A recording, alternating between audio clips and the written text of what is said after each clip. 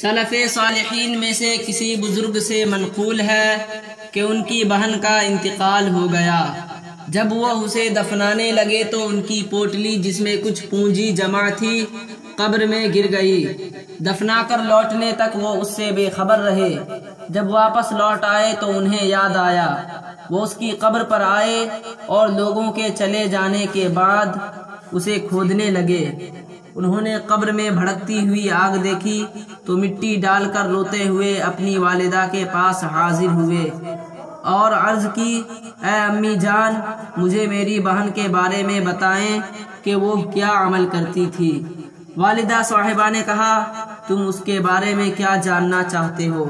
انہوں نے عرض کی، امی جان، میں نے اس کی قبر پر دہکتی ہوئی آگ دیکھی ہے۔